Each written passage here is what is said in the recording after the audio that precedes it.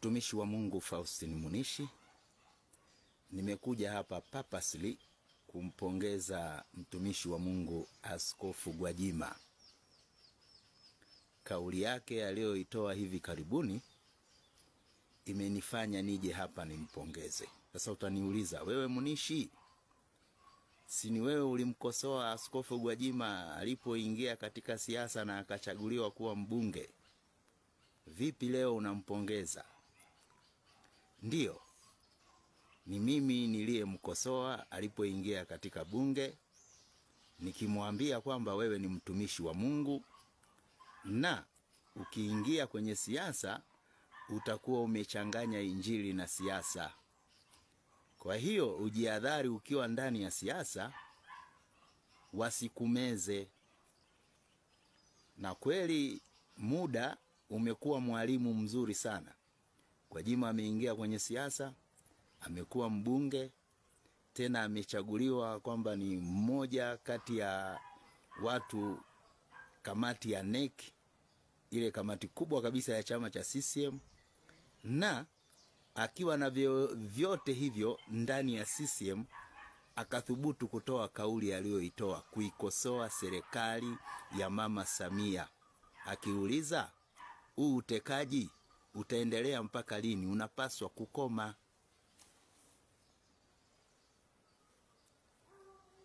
Askofu Gwajima akamuuliza Mama Samia, je, mtoto wako wa kuzaa akitekwa na apatikane ametolewa macho, wewe Mama Samia utafanyaje?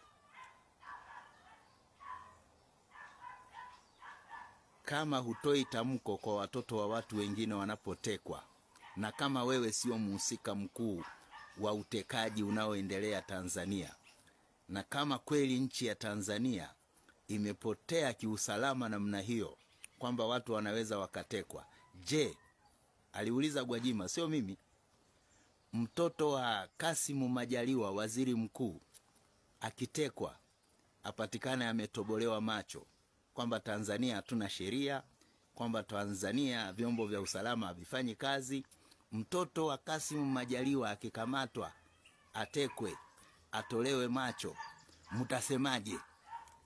Mbona serikali mmekaa kimya na huu utekaji unaendelea?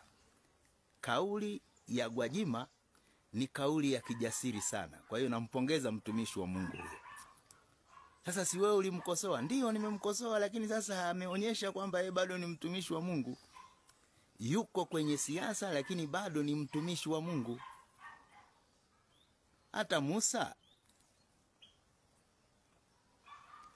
ili awakomboe wana wa Israeli, japo sitaki kumfananisha Askofu Gwajima na Musa, lakini Musa ili awakomboe wana wa Israeli alipata nafasi ya kwenda kuishi ikulu, akajionea mambo ya ikulu, na yale mambo ya ikulu hayakumsisimua, akaachana na lile agizo Mungu alilokuwa amempa kwamba atawakomboa wana wa Israeli watoke katika utumwa. Tanzania tunahitaji mabadiliko. Hata kama Mungu atamtumia Askofu Gwajima, well and good. Sisi tunachotaka ni mabadiliko. Mungu anaweza akamtumia yeyote. Kwamba Askofu Gwajima ameuliza maswali mazito ya kisiasa akiwa ni mwanachama wa CCM, amepanda chati. Mimi kwa maoni yangu naona tayari ameshapanda chati hata kuliko Tundu Lissu. Na ukumbuke kauli zangu, mimi natoaga kauli ambazo nazikumbuka. Nilisema hivi, wakati uchaguzi unafanyika katika chama cha Chadema, nilisema hivi, Mbowe CCM wameshamzoea, wakimwekea kitita cha pesa anakubaliana na mambo yao. Nikasema hivi, ukiniambia kati ya mwenyekiti Mbowe na mwenyekiti Tundu Lissu nitachagua nani? Nikasema mimi nitaacha uchaga mbali, nitamchagua Tundu Lissu. Matokeo yake Tundu Lissu akapita akawa ndo mwenyekiti. Sasa hivi baada ya askofu mtumishi wa Mungu Askofu Gwajima kutoa kauli aliyoitoa, ukaniwekea Tundu Lissu hapa na ukaniwekea Gwajima hapa, uniambie kati ya hao watu wawili nani ungemchagua awe rais wa Tanzania? Mimi naweza kumchagua Askofu Gwajima, ni mtumishi wa Mungu. Sijapendelea, yule ni Msukuma, mimi ni Mchaga. Kwa nini utaacha tena Tundu Lissu ambaye ulimchagua awe mwenyekiti? Nilisema awe mwenyekiti wa Chadema, lakini sikusema kwamba atakuwa rais. Bado sana. Tundu Lissu pamoja na kwamba ashapigwa risasi na amepitia mambo mengi, kuwa rais wa Tanzania bado kidogo. Utaniuliza kwa nini? Kwa sababu Askofu Gwajima ni mtumishi wa Mungu, na watumishi wa Mungu naturally ni politician, ni wanasiasa. Unajua siasa ilianziaga mbinguni. Mungu alimtuma Musa awatoe wana wa Israeli katika nchi ya Misri akitumia siasa tu. Musa akaambiwa nenda kaseme hivi, wakikataa uje uniambie. Akaenda akasema maneno tu, yani Mungu alitumia maneno kuwatoa wana wa Israeli katika nchi ya Misri ya utumwa, na wana wa Israeli wakatoka kweli, wakaenda. Kwa hiyo Tanzania hatuhitaji mwanasheria awe rais. Tundu Lissu ni purely lawyer, mwanasheria. Na mwanasheria akiwa rais, tutaletewa mafaili mengi sana ya sheria. Ulimuona pale mahakamani Tundu Lissu alivyofanya? Alikuja na gunia lenye makaratasi ya kutetea kesi yake. Kwa hiyo yule ni mwanasheria. Tundu Lissu atahitaji rais kama Munishi vile ama Askofu Gwajima, alafu Tundu Lissu awe waziri wake wa sheria, awe mshauri wake wa mambo ya kisheria. Hiyo kazi inamfaa kabisa. Lakini urais bado. Ni mimi nimesema, lakini na uchaguzi si upo jamani, mtaona mambo yatakavyokwenda. Sasa nirudi kwa Askofu Gwajima ambaye nimempongeza. Ili Askofu Gwajima awe rais, lazima kauli aliyoitoa, ndio maana hajaongea mambo mengi. Kauli aliyoitoa, yeye yuko tayari sasa hivi kwa lolote. Kwa maana ya kwamba CCM waamue kusuka ama kunyoa, Gwajima yeye anangojea. Mkimtoa kwenye Chama cha Mapinduzi bado atarudi kuwa askofu. Mkimtoa kwenye neki bado atakuwa ni mtumishi wa Mungu aliyeingia kwenye siasa mpaka akaingia bungeni, akaona mambo yanavyokwenda, dhamira yake ya kiroho ikamsuta, akaona aseme. Hilo ndilo ninampongeza kwalo hilo. Askofu Gwajima, hongera mzee. Josephat, hongera.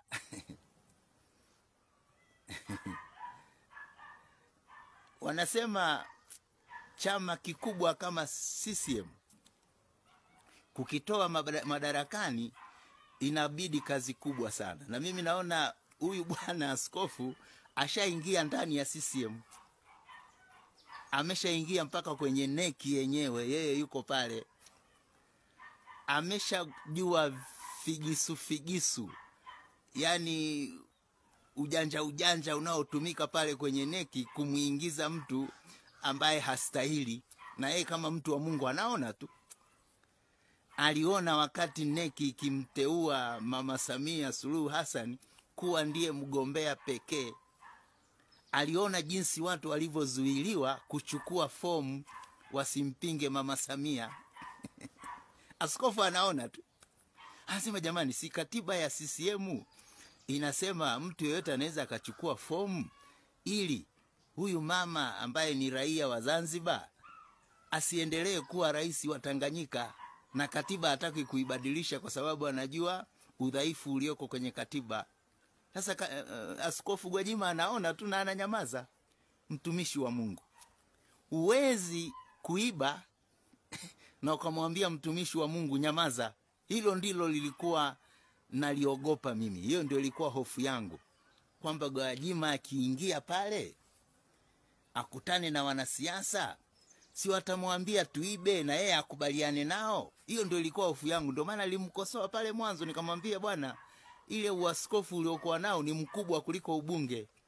Lakini sasa hivi nimekubali kwamba ilipaswa aende pale na nikimwangalia Gwajima usoni, muangalie macho, mwambie akuonyeshe macho yake, ninamuona bado hajakunywa zile whisky za wakubwa.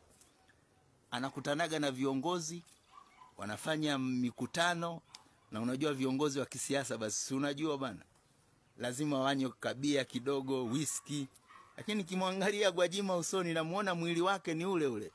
Mtu anayekunywa bia, akinywa bia wiki mbili tu ama mwezi mmoja, utaona katumbo kakitambi kabia kamepanda hivi. Gwajima mwili wake ni ule ule. Hata sura yake ukimwangalia unaona bado utukufu wa Yesu uko pale pale. Kwa hiyo Gwajima ametuthibitishia watumishi wa Mungu Tanzania kwamba siasa sio mbaya vile. Siasa na injili ni maadui wanaotegemeana, wanaweza wakaishi pamoja ili mradi huyu mwenye injili hasimezwe na siasa. Na ndio maana utamuona hata Yesu katika mikutano yake alikuwa anaingia kwenye masinagogi ya watu, dini za watu, na ndani ya dini za watu anawafundisha neno la Mungu la kweli. Na akitoka pale, wale wenye dini wanatafuta kumuua, lakini Yesu anachoropoka, anaondoka zake. Kwa hiyo Gwajima, nakupongeza, umeprove katika East Africa kwamba siasa na injili zinaweza zikaenda pamoja, lakini mtumishi wa Mungu hatakiwi amezwe na siasa. Kwa hiyo kauli yako Askofu Gwajima imetuonyesha wazi kwamba wewe hujamezwa na siasa za Tanzania, hujanunuliwa na CCM. Bado wewe ni mtumishi wa Mungu yule yule tuliyokujua, kwa sababu umeuliza maswali magumu kwamba inakuwaje rais ndiye anayeteua wakuu wa vyombo vikuu vya usalama Tanzania na yeye ndiye anayewafuta kazi?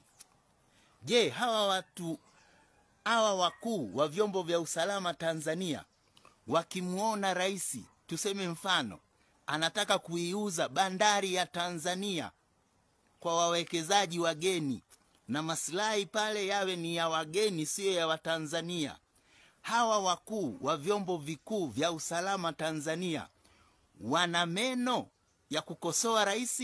Hawana, kwa sababu wameajiriwa na rais, na rais anaweza akawafukuza kazi. Gwajima akauliza, sasa je, tutakuwa na nchi ambayo haina taasisi zinazoweza kumkemea rais akikengeuka? Maswali mazito sana. Ninaona wabunge wanajaribu kumletea Gwajima skando, mara wanaleta zile picha za zamani, ile skando ya Gwajima kuonekana sijui anakula chakula gani pale kwenye hoteli, wanazileta zile picha sasa. Sasa kama CCM, nyinyi ndio mnaoleta hizo picha sasa hivi za kutuonyesha kwamba Gwajima alikuwa hafai, mlikuwaje na yeye mpaka mkampa cheo cha kuwa mwanakamati ya kamati kuu ya CCM? Sasa mnaona hizo skando mnazozileta sasa, inaonyesha kwamba Gwajima amewashika pabaya.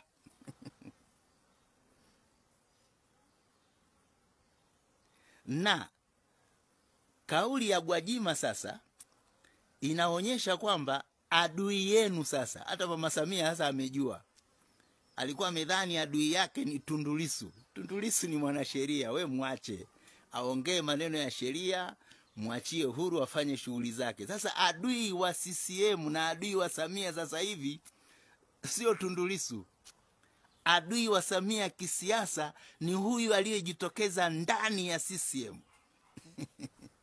Anajua siri zenu zote, anajua wapi mlikosea. Sasa mguseni muone. Nimeona hata kigazeti fulani hivi kinaandika eti Gwajima sasa anapanga kujiteka. Kumbe ni wao sasa wanapanga kumteka.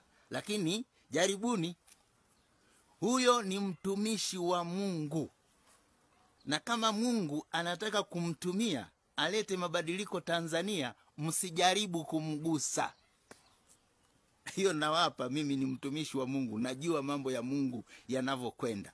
Sasa utaniambia, Gwajima akiingia si ni Msukuma yule yule, na Wasukuma wana network yao ile ambayo ilikuwa na Magufuli. Kuna tutakuwa tumepona au tumeingia tena kwenye Usukuma? Mimi nataka kusema hivi, nchi ya Tanzania tumevuka mahali pa kuwaza mambo ya ukabila. Tunachotaka ni mabadiliko. Na Tanzania kuna brain. Sisemi kwamba Tanzania kuna watu wanaofikiri. Na brain moja nzuri sana ambayo tunayo ni Askofu Gwajima. Na wanasiasa wakiona brain kama hiyo wanajaribu kuigonga irudi chini. Ona cheo walichompa, hajapata uwaziri, lakini ni brain nzuri sana. Yani wanasiasa, watu wanaofikiri vizuri, Tanzania hawapati vyeo bana. Watu wanaofikiri vizuri kwa maslahi ya nchi yetu kule Tanzania wanaitwa maadui. Unaona? Hapo ndipo tunapokosea. Tunahitaji akili za Watanzania tuzitumie kuleta maendeleo ya nchi yetu. Brain kama ya nani? Kuna mtu mwingine pia ana brain, pamoja na kwamba ametuhumiwa mambo mengi. Mimi sijawahi kuwa na hakika kama amefanya makosa mengi kama hayo. Kuna huyu bwana anaitwa nani huyu ambaye ni mkuu wa mkoa wa Arusha sasa hivi. Alikuwa mkuu wa mkoa wa Dar es Salaam na sasa hivi ni mkuu wa mkoa wa Arusha. Huyu bwana na yeye ni brain, pamoja na kwamba wao na Gwajima sijui kama wanaivaga chungu kimoja. Huyu Makonda, Gwajima anasema jina lake kamili sio Makonda, anaitwa Bashite. Huyo ni Gwajima. Lakini unajua brain inajuana na brain nyingine. Huyu bwana Makonda akili yake pia iko juu, ni akili nzuri. Hawa ni watu ambao nikienda Tanzania nitapenda kukutana na wao. Kwa sababu ukiona mtu anaweza kuwa mkuu wa mkoa wa Dar es Salaam na akashitua watu mpaka ubalozi wa Marekani ukashtuka, huyo mtu ni akili, yuko vizuri. Hata kama Gwajima anasema ni Bashite, pengine masomo yake hayakuwa vizuri, lakini akili yake iko nzuri. Anafanya mambo mazuri.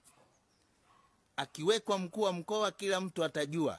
Lakini sasa hivi tunavyoelekea kwenye uchaguzi, ninaona makali yake yamepungua. Pengine Samia naye amempunguza makali Makonda.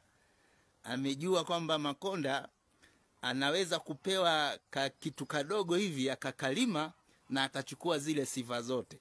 Na hiyo nilimchanua Mama Samia wakati nilimwambia, huyu Makonda umempa cheo na ameenda Arusha amefanya mabadiliko ambayo serikali haijawahi kufanya.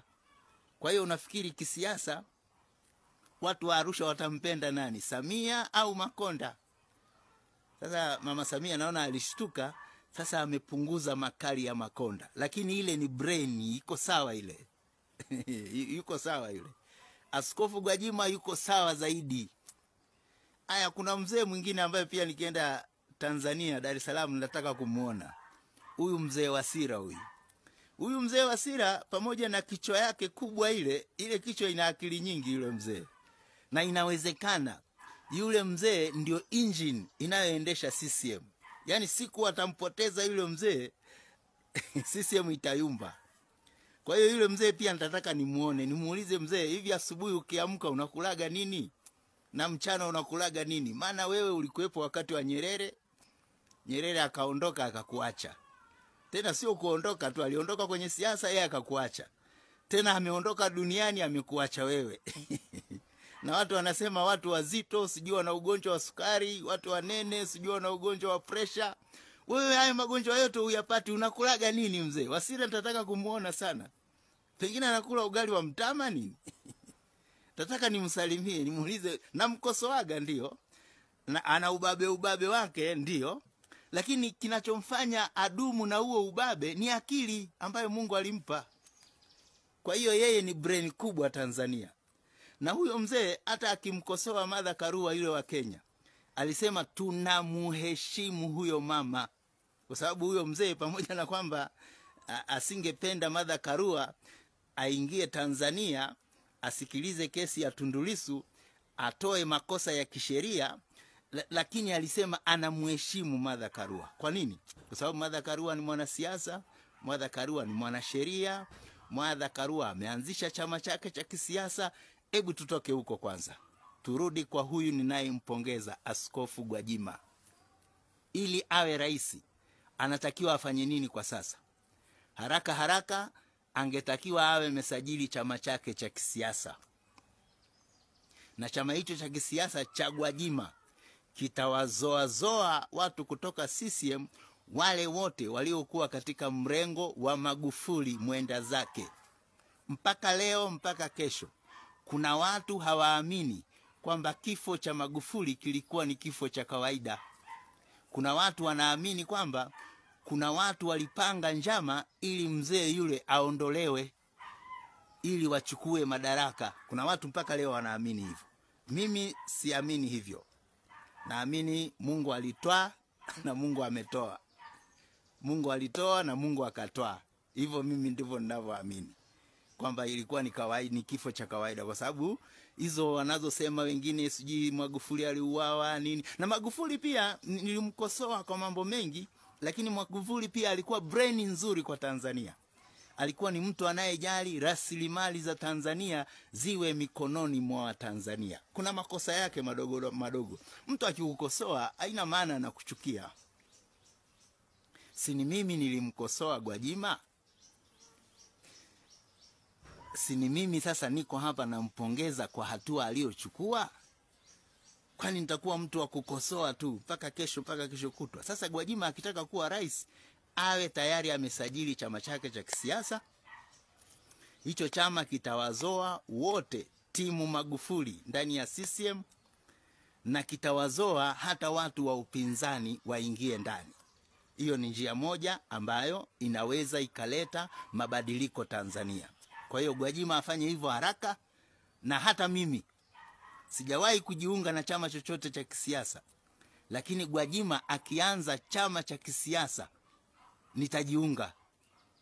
Kwa nini nitajiunga? Kwa sababu tayari Gwajima amesha prove kwamba watumishi wa Mungu hatutakiwi tunyamaze tu, tuongozwe na wanasiasa, wengine walevi, wengine wezi, na tukiacha nchi yetu ambayo Mungu ametuzaa ndani yake ikichukuliwa na wezi. Hata Yesu alipoingia katika hekalu akakuta watu wanabadilisha pesa kule ndani, alipindua zile meza. Kwa hiyo ni wakati wa watumishi wa Mungu kupindua meza Tanzania. Tuwatoe wezi, wanyang'anyi ndani ya nchi ya Tanzania, na tufurushe mavikapu yao na pale wanapochenjia zile pesa tuwatupe nje. Na mtu anaweza kuongoza hiyo harakati hiyo. Mtu anaweza kuongoza huo mtiririko wa kubadilisha mabadiliko ya haraka Tanzania. Kwa sasa hivi ni Gwajima, hakuna mwingine. Yuko mahali pazuri pa kufanya hivyo. Kwa hiyo Gwajima akibadilisha, akitafuta chama cha kisiasa, sawa, tutamuunga mkono. Cha pili, Gwajima wakimfukuza anaweza aingie Chadema. Sasa hiyo akiingia Chadema kuna mambo matatizo pale. Mimi naona chama kingine kianze tu upya, chama kinachotoka CCM. Ndio kauli ya Nyerere itimie kwamba upinzani kamili utatoka CCM. Sasa Gwajima akianzisha chama, yani CCM imeguke. Watu wa Magufuli watoke.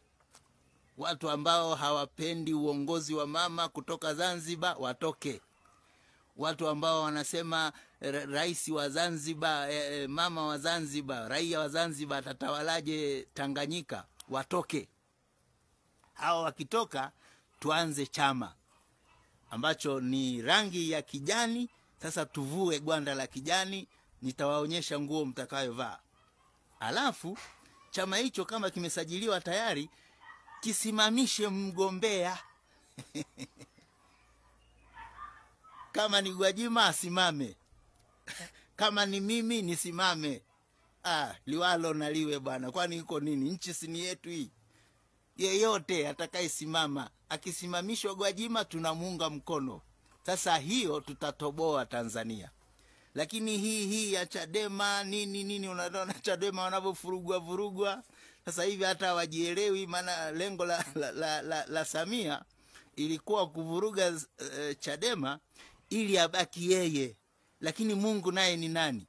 Ameleta tu kimbunga kutoka ndani ya CCM. Gwajima naye akatoka vup, akasema huu utekaji nani anateka? Sasa hiyo yani CCM wako wanafanya hivi. Yani huyu mtu amekuja kutulipua hapa, tutafanyaje hapa?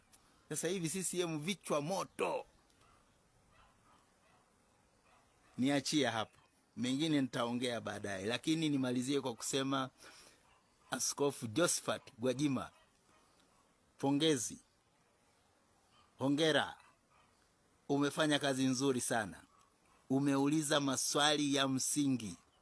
Vipi kuhusu vyombo vya usalama Tanzania, ikiwemo usalama wa taifa, mkubwa wake achaguliwe na rais, ikiwemo mkuu wa majeshi achaguliwe na rais na afutwe kazi na rais, ikiwemo mkuu wa polisi achaguliwe na rais.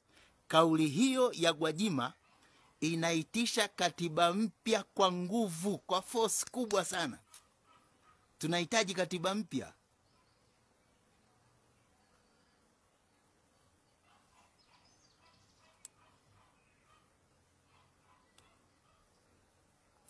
Nimekuwa nikiongea bila sauti hapa, haki ya Mungu.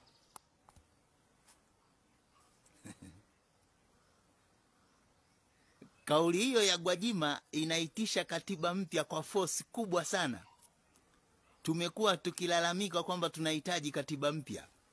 Katiba mpya ndiyo itakayopunguza mamlaka ya rais, na rais asiwe na uwezo wa kuchagua viongozi katika taasisi nyeti za nchi yetu ya Tanzania. Mungu awabariki. Asanteni kwa kunisikiliza.